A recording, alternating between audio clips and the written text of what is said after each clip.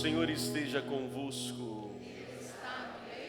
Proclamação do Evangelho de Jesus Cristo segundo Marcos. Naquele tempo, Jesus voltou para casa com os seus discípulos e de novo se reuniu tanta gente que eles nem sequer podiam comer. Quando souberam disso, os parentes de Jesus saíram para agarrá-lo, porque diziam que estava fora de si. Os mestres da lei, que tinham vindo de Jerusalém, diziam que ele estava possuído por Belzebu, e que pelo príncipe dos demônios ele expulsava os demônios. Então Jesus os chamou e falou-lhes em parábolas. Como é que Satanás pode expulsar a Satanás? Se um reino se divide contra si mesmo, ele não poderá manter-se. Se uma família se divide contra si mesma, ela não poderá manter-se. Assim, se Satanás se levanta contra si mesmo e se divide, não poderá sobreviver, mas será destruído. Ninguém pode entrar na casa de um homem forte para roubar seus bens sem antes o amarrar. Só depois poderá saquear sua casa. Em verdade vos digo, tudo será perdoado aos homens, tanto os pecados como qualquer blasfêmia que tiverem dito. Mas quem blasfemar contra o Espírito Santo nunca será perdoado, mas será culpado de um pecado eterno. Jesus falou isso porque diziam, ele está possuído por um espírito mau. Nisso chegaram sua mãe e seus irmãos. Eles ficaram do lado de fora e mandaram chamá-lo. Havia uma multidão sentada ao redor dele, então lhe disseram: tua mãe e teus irmãos estão lá fora à tua procura. Ele respondeu: quem é minha mãe e quem são meus irmãos? E olhando para os que estavam sentados ao seu redor, disse: aqui estão minha mãe e meus irmãos. Quem faz a vontade de Deus, este é meu irmão, minha irmã e minha mãe.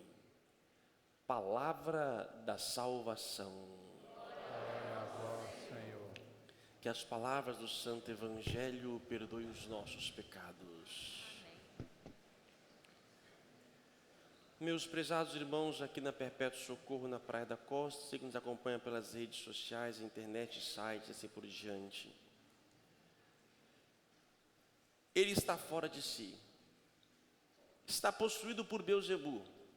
Pelo príncipe dos demônios, ele expulsa os demônios.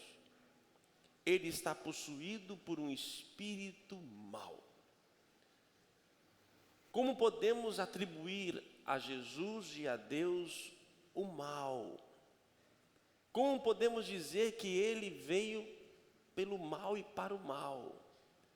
Pode parecer loucura esta forma de pensar, mas eu digo para vocês que isso é muito comum nos tempos de hoje.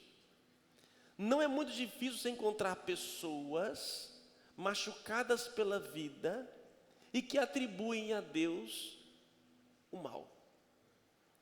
Deus levou o meu marido, Deus levou a minha esposa, Deus levou o meu filho, Deus levou o meu pai. Eu tenho feito oração o tempo todo e ele não me cura. Estou desempregado, precisando e não consigo nada. Deus está me castigando também pelos meus pecados, está me punindo porque eu fiz isso no passado e agora Ele está me punindo. Gente, isso é tão comum encontrar no dia a dia. Quantas pessoas que se afastaram e se afastam da comunidade porque pecaram, estão de forma arrependida, mas com vergonha e medo de voltar. E acham que Deus não poderá perdoá-las. Está assim de gente assim. Quando a gente atende nos confessionários ou no atendimento de busca de orientação, pessoas que têm 20, 30, quantos anos que nem se conversam, nem a igreja vem mais, porque cometeram algo no passado e acham que Deus irá puni-las. E não se sentem dignas de aqui pisarem. Quem é Deus, gente? Qual é a imagem de Deus que nós vivemos e pregamos e aceitamos? A minha missão junto com vocês, e eu tento o máximo possível, tentar mostrar a vocês quem Deus é. Embora Deus seja um mistério, mas desmistificar esta ideia errônea de Deus. De Deus não pode vir o mal. Deus é amor. E a gente tem que entender isso a todo momento. Deus é amor e não pode não ser amor. Dele não vem o mal. A leitura primeira nos mostra, depois da queda do homem, Adão e Eva no paraíso, Deus passa no paraíso. Isso é uma história, né, gente? Sabemos que do jeito que está aqui não aconteceu Adão e Eva. Isso é uma história para contar algo, um fato. Então, estava ali Deus passeando no paraíso e chama: Adão, onde estás? Adão, homem, onde você está? E ele diz: eu fiquei com medo, ouvi a tua voz e me escondi. No paraíso, o mal entrou. Como que pode no mal entrar no paraíso? É um mistério. Por que que aquela árvore do bem e do mal estava lá? Mesmo Deus sabendo que o homem iria pecar, desobedecer, por que que essa árvore estava lá, essa bendita árvore estava lá? Porque se essa árvore não estivesse lá, talvez nós estaríamos no paraíso ainda. Mas digo, se a possibilidade não estivesse lá do bem e do mal, nós não seríamos livres. O livre-arbítrio, que é a grande graça que Deus nos dá, é justamente a capacidade de poder escolher entre o bem e o mal. Se essa árvore não estivesse no paraíso, nós não seríamos imagem e semelhança de Deus.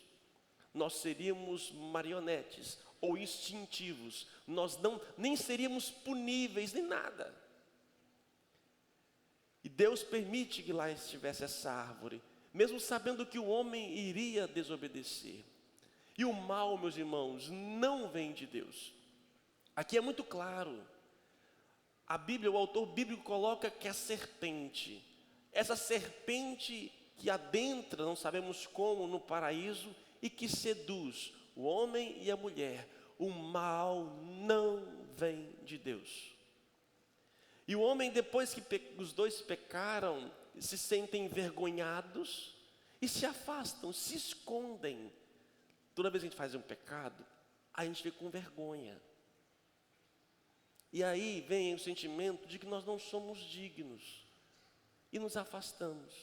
Esse é a missão da serpente. Mas mesmo assim, mesmo diante da desobediência, Deus não deixou de comunicar e conversar com Adão e Eva. Deus continuou a falar com Adão e Eva. Ô Adão, onde estás? Eva, onde estás? E aí, a nossa grande dificuldade de reconhecer as nossas culpas, né, gente? Como o homem, o ser humano, tem dificuldade de reconhecer as suas culpas. Adão diz: olha, foi a mulher que você me deu. A Eva diz: foi a serpente. A gente sempre joga para o outro. E é interessante isso nos confessionários, quando as pessoas nos procuram para confessar e assim por diante. Padre, eu pequei, mas olha, eu pequei por causa, olha, você não sabe com quem eu moro, padre. Você não sabe a mulher que eu moro lá em casa, que tem lá em casa. Aquele é o cão chupando manga. E aí começa a justificar as suas atitudes. É interessante. Nós começamos a justificar, todo mundo, quase uma prática comum. Nós não dizemos: fui fraco, eu não me controlei, não. nós sempre atribuímos ao outro e temos dificuldade de reconhecer esse mal que está dentro de nós. Se o outro provoca alguma coisa que nos desestabiliza, se eu estou desestabilizado, é problema meu, não porque o outro fez isso. Nós somos chamados a controlar. Não posso atribuir o outro que provocou em mim o mal. Ele pode ter feito a parte dele, mas a mim compete o quê? Vinde Espírito Santo, encher os corações, Ave Maria cheia de graça, respira fundo, dá uma voltinha, reza, pronto, passou. A tentação é igual o toque de telefone. Toca uma vez, duas vezes, incomoda. Tocou agora, né? Toca, toca, toca. Daqui a pouco ninguém atende, mas daqui a pouco para de tocar.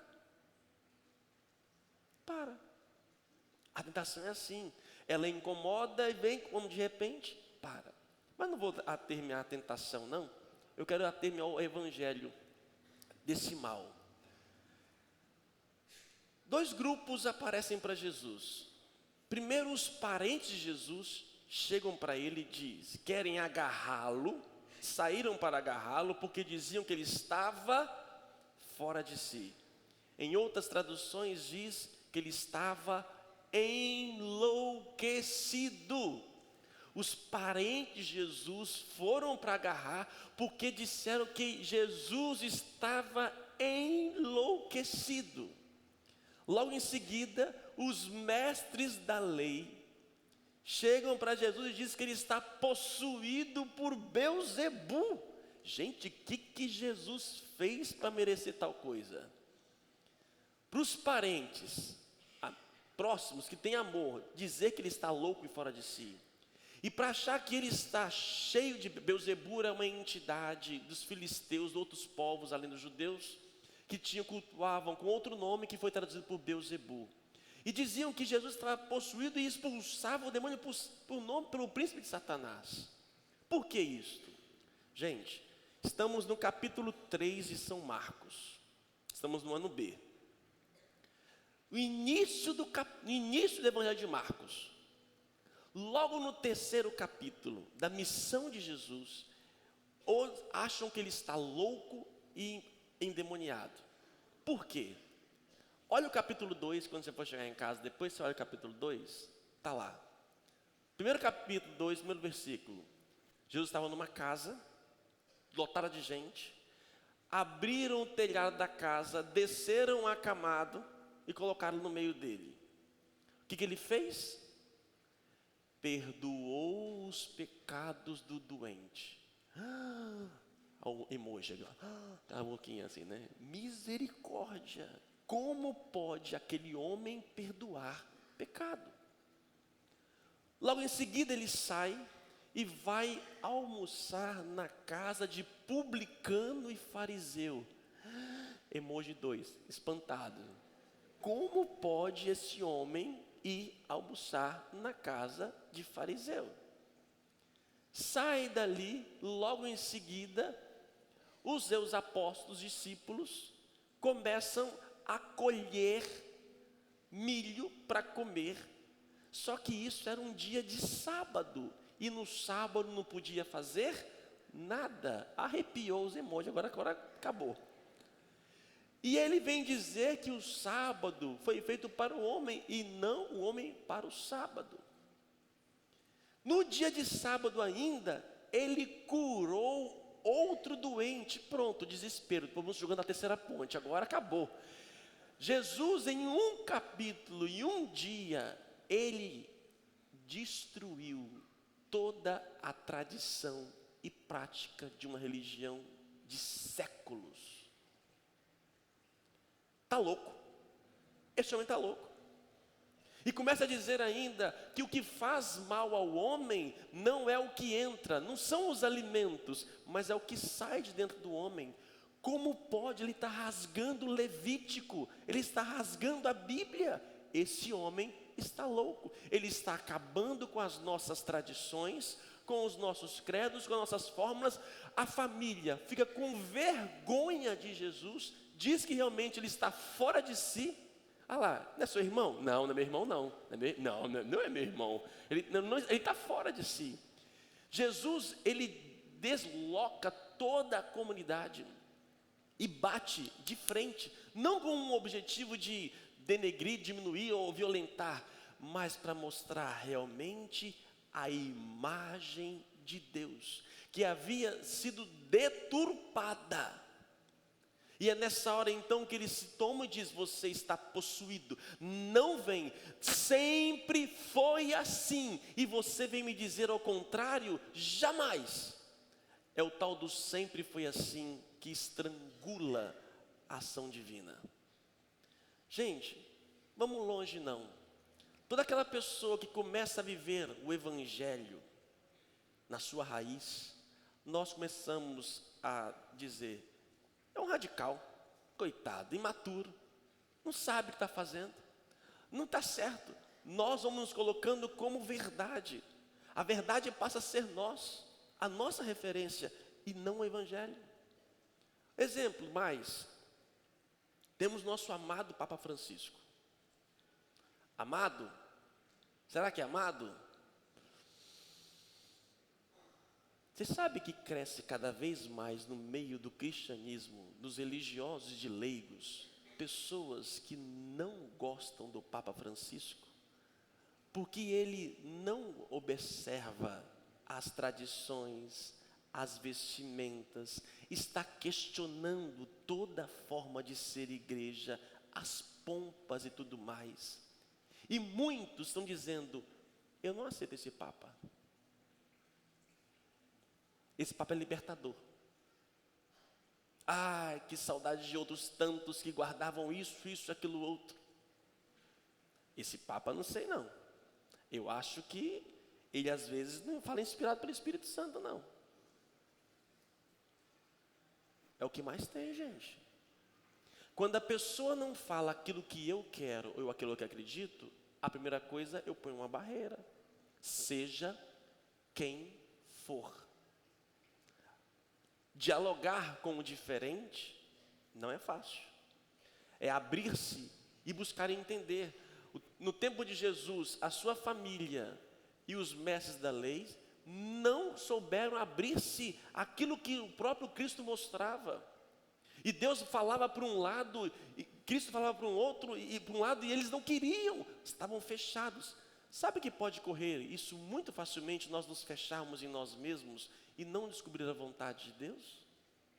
Sabe o que pode acontecer? Nós servimos a Deus anos e anos e anos e anos. O próprio Jesus diz: nem todo aquele que me diz Senhor, Senhor, entra no reino de Deus, mas somente aquele que fizer o quê? A vontade do Pai. E olha o que diz aqui hoje, ele fala a mesma coisa, é a vontade de Deus, a vontade do Pai que nos fará pertencentes ao reino de Deus.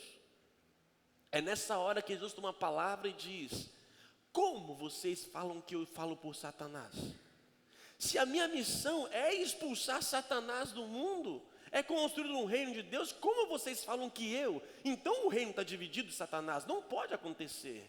E aí vem dizer: olha gente, olha que bonito de Jesus. Não, isso aqui tem que gravar num quadro e colocar em casa.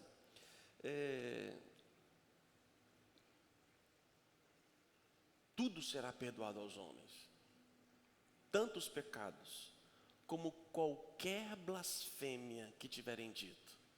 Eu perdoo tudo que vocês fizerem, mas não peca contra o Espírito Santo não. Não peca contra o Espírito Santo, porque quem peca contra o Espírito Santo vai para o fogo eterno e não haverá perdão. Não haverá perdão para quem pecar contra o Espírito Santo. E o que é pecar contra o Espírito Santo? É não reconhecer a graça de Deus que nos visita e atribuir essa graça de Deus ao mal. Quanto que Deus manifesta o seu poder, quantos carismas Deus derrama nos padres religiosos, nos leigos, e muitos dizem: isso é do capeta, isso não é de Deus. Quantos que já disseram contra os movimentos pentecostais, inclusive, né? Quantos movimentos dos carismas, os dons e tudo mais. Quantos religiosos batem e dizem: não é de Deus. Como que eu posso dizer que a ação do Espírito Santo não é de Deus e atribuir ao mal? Isso é pecar contra o Espírito Santo. E quem morre assim, não haverá perdão, porque ele não crê. Ele não crê.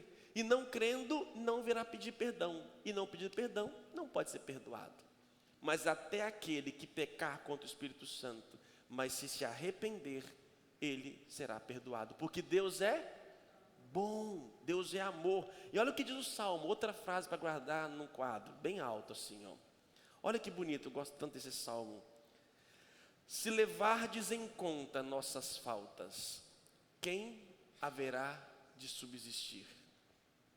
Mas em vós se encontra o perdão, eu vos temo e em vós espero.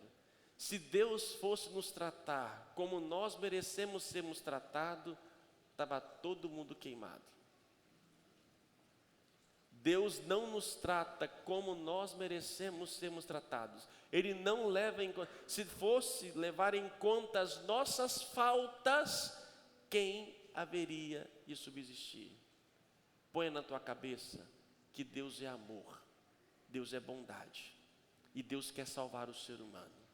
E eu termino, o final do Evangelho diz que, no final, diz aqui, nisso chegaram sua mãe e seus irmãos. Eles ficaram do lado de fora e mandaram chamar Jesus. Essa mãe aqui, os irmãos, pode ser aqui a figura de Nossa Senhora, pode ser a Nossa Senhora presente, Maria, e pode ser os parentes de Jesus. Mas hoje eu vi uma interpretação de um biblista, que eu ouço muito para preparar minhas homilias. Ele é italiano, ele é um doutor em Bíblia, e ele dizia uma explicação muito interessante, eu gostei muito dela. A mãe e os irmãos ficaram do lado de fora. Esta mãe é Israel, esses irmãos é a cultura de Israel, é todo o povo de Israel, com as suas tradições. Eles não entram. Eles diz: vem para fora, junto, aqui. Reconhece que você errou, vem para fora, vem para fora. Jesus vai dizer o quê? Ele não sai. E vai dizer: minha mãe e meus irmãos, minha mãe e meus irmãos são quem? São aqueles que fazem a vontade de Deus. Se Israel não fizer a vontade de Deus e não se abrir à vontade de Deus, não poderá fazer parte da minha família, e eu não serei família com vocês. Eu sou o Deus que veio purificar. Se vocês não se abrirem a mim, não pertenceremos à mesma família. Não é mais o sangue que nos faz família, mas é a adoção pelo batismo da mensagem do próprio Cristo, é que nos faz família. E aqui não diz o texto se Jesus saiu ou se eles entraram, mas que realmente possamos pensar: será que eu, você, estamos fazendo a vontade de Deus? Será que estamos abertos a essa vontade? Ou o meu querer, minhas filosofias, minhas ideias, meus livros, meus gurus, é aqueles que me conduzem? Será que eu tenho consciência, me pergunto a cada dia, no dia de hoje: Senhor, qual é o teu querer? Ou já estou no automático, já sei tudo o que tenho que fazer? Eu me pergunto qual é a vontade de Deus. Essa vontade de Deus não podemos ouvir uma vez só. E eu termino dizendo uma história que me lembrei hoje. Madre Teresa de Calcutá. Madre Teresa de Calcutá, ela já era freira consagrada. E foi na sua vivência de freira, ela, se não me engano, não lembro a congregação, não sei se era agostiniana, não lembro qual, que ela um dia andando de ônibus, olhando pela janela do ônibus, ela viu um outro desejo, um outro chamado de Deus. A gente chama o chamado dentro do chamado. Ela passa por um tempo de conflito interior, e ela então larga tudo para começar o que nós chamamos hoje as irmãs de caridade. Não existiam, ela que começou. Ela teve que largar todo um modo de ser que ela acreditava que já era a vontade, e ela refaz.